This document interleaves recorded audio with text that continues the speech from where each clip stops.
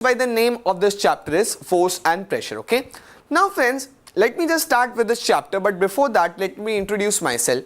My name is Petiwala Muhammad Salman. I'm a mechanical engineer by my profession and I'm going to deal with this particular topic for you all. Okay, fine, let's start the chapter. So let me tell you friends, ये जो word है force या ये जो basic concept है force, ये word हम 8th standard में भी पढ़ेंगे, similarly 9th standard में भी, and even in the 10th standard, and even if in the 11th and 12th we will deal with these words like force and pressure. Okay, तो ये बहुत important term है, बहुत basic term है.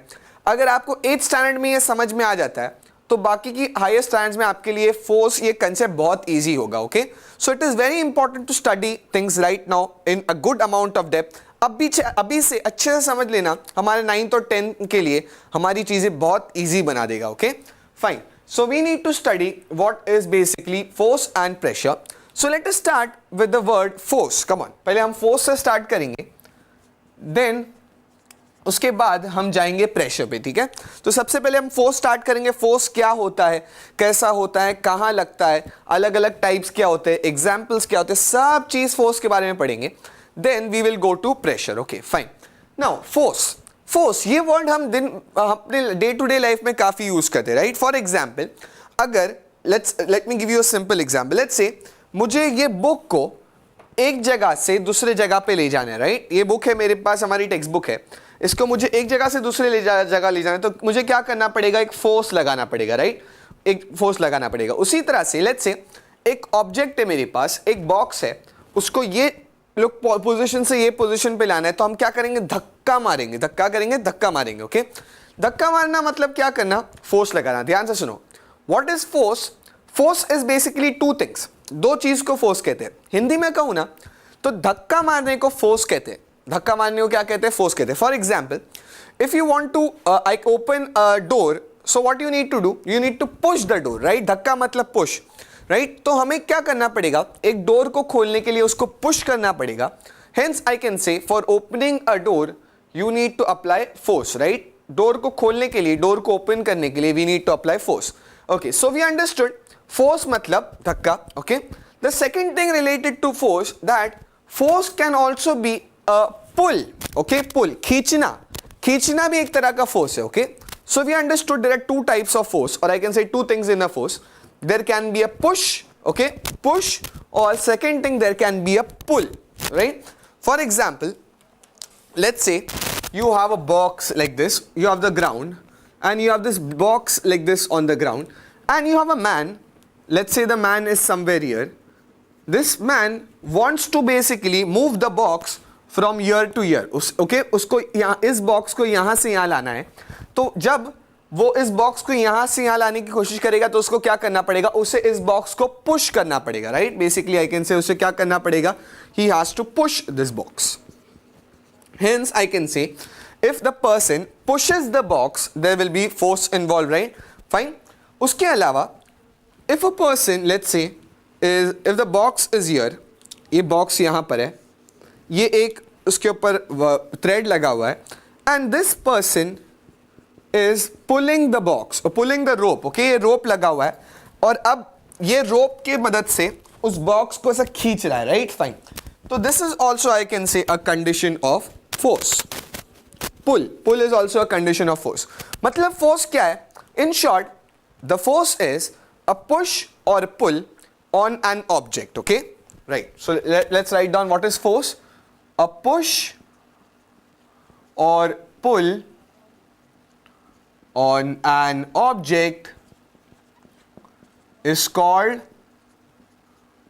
force, right. अगर किसी object पे मैं पुश अप्लाई करता हूं या किसी ऑब्जेक्ट पे मैं पुल, किसी को मैं पुल करता हूं तो इसे कहते हैं फोर्स. समझ में आया. So what is force, a push और pull on an object is called force. Okay, for opening the door, एक दरवाजा खोलना है मुझे, तो या तो मुझे उस दरवाजे को पुश करना पड़ेगा या तो मुझे उस दरवाजे को पुल करना पड़ेगा. Therefore I can say for opening a door you need to apply force, right. दरवाजा खोलने के लिए हमें क्या अप्लाई करना पड़ता है, फोर्स अप्लाई करना पड़ता है. फाइन.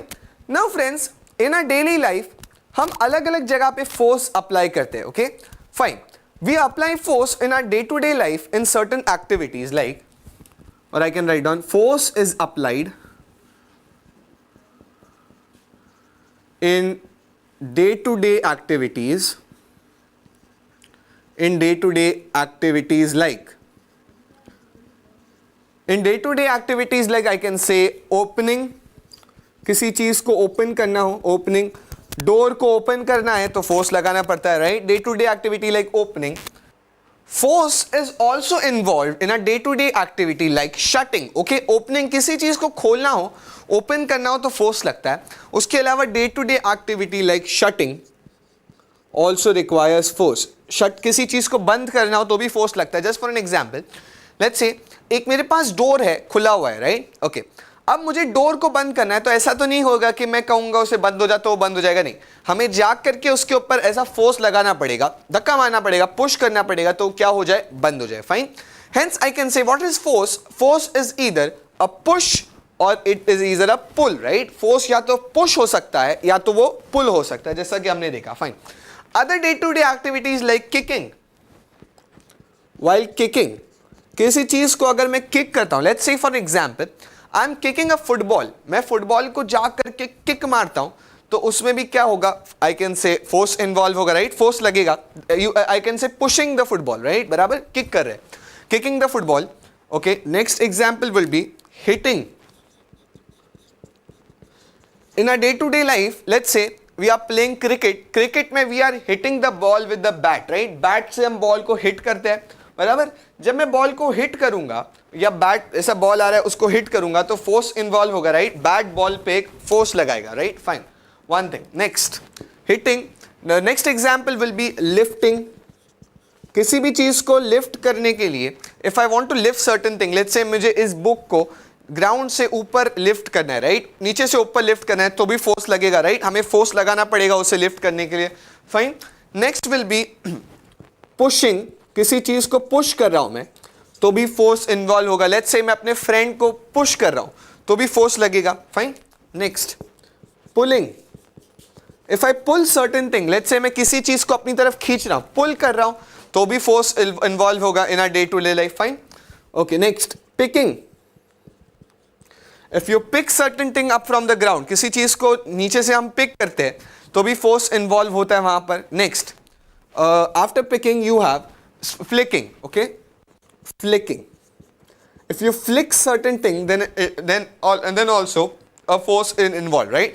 For example, मैं कैरम खेलते वक्त जो कॉइन होती है उसके मैं फ्लिक करता हूँ, या मैं कॉइन को ऊपर ऐसा फ्लिक करता हूँ तो वहां पर भी फोर्स इन्वॉल्व होता है, right? Fine. So these are all examples of where you apply your force in your day to day life. Force क्या है? सिंपल लैंग्वेज में मैं फिर से रिपीट करता हूँ. Force can be either a push और इट कैन बी इधर अ पुल, राइट? किसी चीज को धक्का देना या किसी चीज को खींचना, उससे कहते हैं क्या? Force, right? Fine. Force can either be a push और a pull. Now friends, let me tell you why does force arise. Force आता क्यों है? फोर्स आता है because of the interaction of, I can say, objects. Okay, let me write this down. Force arises और force arises due to the interaction between objects, due to the interaction between the objects. Force कब आता है? जब किसी दो objects के बीच में इंटरैक्शन हो. ओके, इंटरैक्शन मतलब लेना देना हो. अगर कोई दो ऑब्जेक्ट्स का आपस में इंटरैक्शन होता है तभी के तभी ही हमारा फोर्स आएगा. ठीक है, फाइन. लेट्स से मैं आपको एक एग्जाम्पल देता हूं. Let's say you have a car. एक कार है मेरे पास and you have a man. यहां पर एक मैन खड़ा है, this is your man and this is your car. Okay, दोनों अपनी जगह खड़े हैं. मैन अब हाथ बांध करके एक जगह खड़ा हुआ है, कार अपनी जगह खड़ी है. Okay, fine. Both of them are stationary. Okay, so I can write down both of them are stationary और both of them are at rest. Okay, दोनों रेस्ट कर रहे हैं, दोनों अपनी जगह पे स्टेशनरी है. ना कार मूव हो रही है ना मैन मूव हो रहा है. मैन अपने हाथ बांध के खड़ा है, कार अपनी जगह पे खड़ी है. तो क्या मुझे बताओ, इन दोनों के बीच में कोई इंटरैक्शन है? कोई लेना देना इन दोनों के बीच में नहीं. There is no interaction, right? Hence I can say there is no interaction and therefore there is no force. अगर इंटरैक्शन नहीं होगा तो फोर्स भी नहीं होगा. ध्यान रखो. So I can say in this case there is no interaction and there is no force. Fine. So this is the condition 1. जब हमने देखा कि जब कार और मैन के बीच में कोई इंटरेक्शन होता ही नहीं है, कोई लेना देना होता ही नहीं है, तो there is no force, right? Fine. Let us study the next case in which you have again the same car. मेरे पास कार है and now let's say this man is pushing the car. Okay, this man is pushing the car. वो उस car को धक्का मार रहा है. Okay, so I can say now man is pushing the car. Okay, now when the man is pushing the car, क्या man और car के बीच में कोई इंटरैक्शन है, कोई लेना देना है, कोई संबंध है? यस, मैन और कार के बीच में there is interaction, there is an interaction, right? दोनों के बीच में कुछ लेना देना हो रहा है, इंटरैक्शन हो रहा है. अगर दोनों के बीच में देयर इज इंटरैक्शन तो I can say there is force involved. Okay, so I can write down then there is force involve. यहां पर फोर्स इन्वॉल्व होगा and definitely you can say the force is applied by the man on the car, right? ये man क्या कर रहा है? Car पे force लगा रहा है, राइट? कार पे इस तरह से फोर्स लगा रहा है. अच्छा, समझ में आया? तो आपको आई होप समझ में आया कि जब इंटरैक्शन होगा तो ही फोर्स होगा. अगर इंटरैक्शन नहीं हुआ दोनों ऑब्जेक्ट्स के बीच में तो फोर्स भी नहीं होगा, right? Therefore I can say an interaction of one object with another object results in the force between the two objects, right? तो मैं यहाँ लिख सकता हूँ an interaction of one object with another object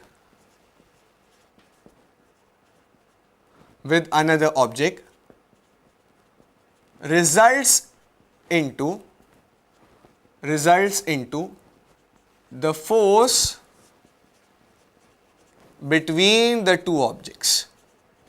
between the two objects, right? Fine. तो इतना समझ लो कि अगर दो ऑब्जेक्ट्स के बीच में फोर्स है ना, दोनों ऑब्जेक्ट्स के बीच में फोर्स कब होगा? जब दोनों के बीच में इंटरैक्शन होगा, राइट? फॉर एग्जाम्पल मेरे और बोर्ड के बीच में अभी इंटरैक्शन नहीं है, मैं अपना हाथ बांध करके खड़ा हूं, बोर्ड अपनी जगह पे, कोई इंटरैक्शन नहीं है. अब मैं चाहता हूं मैं बोर्ड के साथ इंटरैक्शन करूं, तो अब देखो मैं बोर्ड के साथ अब इंटरैक्ट कर रहा हूं, मैं बोर्ड को पुश कर रहा हूं. ठीक है, क्या कर रहा हूं? बोर्ड को पुश कर रहा हूं. अब जब मेरे और बोर्ड के बीच में इंटरैक्शन है तो therefore I can say there is a force applied by me on the board, right? अच्छा, तो जब इंटरैक्शन हुआ तो ही फोर्स आएगा. अगर मेरे और बोर्ड के बीच में इंटरैक्शन नहीं होगा तो फोर्स भी नहीं आएगा, right? Hence I hope this is clear. An interaction of one object, एक ऑब्जेक्ट का अगर दूसरे ऑब्जेक्ट के साथ इंटरैक्शन हुआ तो ही उनके बीच में फोर्स आएगा. जिस तरह से आपने देखा ये ऑब्जेक्ट के साथ अब इंटरैक्शन हुआ तो फोर्स आएगा, ये ऑब्जेक्ट और ये ऑब्जेक्ट के साथ इंटरैक्शन नहीं है तो फोर्स नहीं आएगा, राइट? फाइन. तो फोर्स आने के लिए इट इज वेरी इंपॉर्टेंट कि दो ऑब्जेक्ट्स के बीच में क्या हो? इंटरैक्शन हो. Okay, I will give you one more example. Let's say the example number 3. There is one boy, okay, and there is another boy. Okay, fine. ये दो जो बॉयज है, both of them are pushing each other, दोनों एक दूसरे को धक्का मार रहे हैं. Okay, fine. Both of them are pushing each other. Okay, both of them are pushing each other. ये इसको धक्का मार रहा है, देखो ध्यान से समझने की कोशिश करो. ये इसको धक्का मार रहा है, ये इसको, दोनों एक दूसरे को ऐसे धक्का मार रहे हैं, जोर से पुश कर रहे हैं, राइट? फाइन. ये इससे धक्का मार रहा है, ये इससे धक्का मार रहा है, दोनों एक दूसरे को पुश कर रहे हैं. तो क्या मुझे बताओ यहां पर इंटरैक्शन है? यस, देयर इज इंटरैक्शन, भाई, राइट? दोनों के बीच में कुछ लेना देना है, there is interaction. So I can write down there is interaction between the two objects, between the two objects, hence there is force between the two objects. Hence I can write down, hence there is force between two objects, right? इन दो objects या इन दोनों boys के बीच में क्या है? Force involved है. Okay, so this is your example number 3. Next example, example number 4. Let's say that you have a man, okay, and you have a cow, okay, मैं एक रफ डायग्राम बनाऊंगा cow का, okay, you have a cow, fine, so you have a man and you have a cow, and this man is, let's say, by some I can say thread or some by rope, okay, ये man इस cow को खींच रहा है, क्या कर रहा है, this man is pulling the cow, okay, so I can write down, let's say the man is pulling the cow, okay, this man is pulling the cow, ये इंसान, ये man क्या कर रहा है, cow को खींच रहा है, right, with the help of a rope. अच्छा, तो मुझे बताओ क्या इन दोनों के बीच में इंटरैक्शन है, बराबर, लेना देना इंटरैक्शन है, ऐसा तो नहीं कि काव अपनी जगह पर खड़ा है, मैन अपनी जगह पे खड़ा है, ऐसा नहीं है, वो मैन काव को खींच रहा है, okay, so I can say there is interaction, there is an interaction between the two objects, इन दोनों ऑब्जेक्ट्स के बीच में क्या इंटरैक्शन है, okay, there is an interaction between the two objects, hence there is a force between the two objects, right, hence I can write down, hence there is a force between the two objects, fine. तो इतना समझ लो कि अगर दोनों bodies के बीच में या दोनों आई कैन से ऑब्जेक्ट्स के बीच में अगर इंटरैक्शन होगा तो ही दोनों के बीच में फोर्स होगा, इतना पक्का, I hope that is clear to you all, fine. So this is nothing but the first concepts relating to force. Let's have a quick revision. हमने अब तक क्या क्या पढ़ा, रिवाइज करते हैं, ठीक है. सबसे पहले हमने समझा कि the force can be either a push or pull, right? Force क्या हो सकता है, एक push हो सकता है या तो एक pull हो सकता है, और कुछ डे टू डे लाइफ में एग्जाम्पल्स देखे हमने जहां जहां फोर्स इन्वॉल्व होते हैं. Then we said that force arises due to the interaction of two objects, okay? दो ऑब्जेक्ट्स के बीच में अगर इंटरैक्शन होगा तो ही उनके बीच में फोर्स होगा, अगर दो ऑब्जेक्ट्स के बीच में इंटरैक्शन नहीं होगा तो फोर्स भी नहीं होगा, fine. So I hope this particular concept out here is clear. Make a note of it, then we can move forward. So friends, we have understood what basically force is, right, fine. हमने समझा कि force क्या होता है. Now let us see something और I can say some more details related to force. The next concept related to force is force has magnitude. What do you mean by this? Force has magnitude मतलब force की एक value होती है, ठीक है. Force की क्या होती है, एक वैल्यू होती है. फॉर एग्जाम्पल लेट्स से अगर मैं कहता हूं मेरा वेट है या मेरा मास है 70 kg, लेट्स से मैं कहता हूं मेरा मास है 70 kg, ये बुक का मास है 2 kg, मतलब ये मास क्या है, एक वैल्यू है, राइट, समझ में आया. लेट्स से मैं कहता हूं एक चेयर का मास है 5 kg और लेट्स से ये पूरे बोर्ड का मास है 15 kg, मतलब ये मैं क्या कह रहा हूं, मास मतलब एक वैल्यू दे रहा हूं, राइट, बराबर.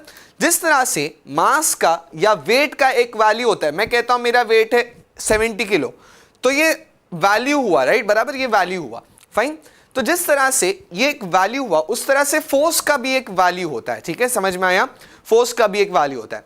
If the value of force is less than I can say it will be a weak force, and if a value of the force is more then I will say it is a strong force, right, समझ में आया.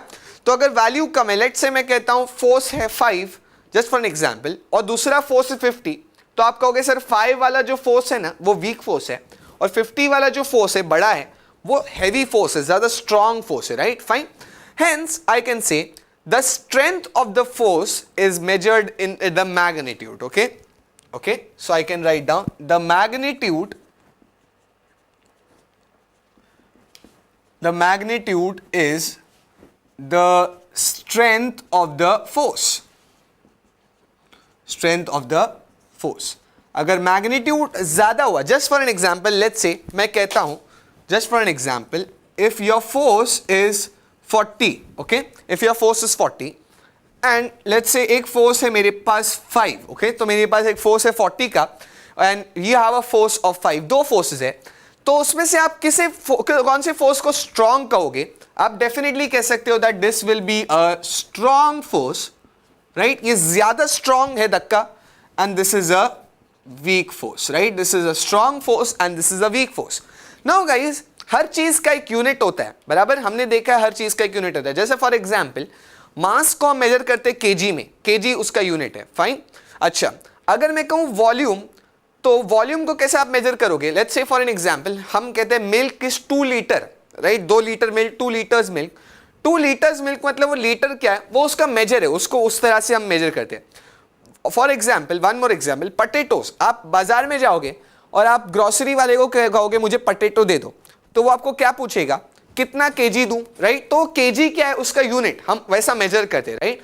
अच्छा fine, हम let's say एक आई can से grocery shop पे जाके कहते हैं हमें आई कैन से केरोसिन दे दो, केरोसिन देने को कहते हैं, तो वो पूछेगा कितना लीटर चाहिए, हम कहेंगे 4 लीटर्स, तो that litre is the unit. उस तरह से फोर्स का unit is Newton, okay, it is represented by capital N, I can say Newton is the unit of force।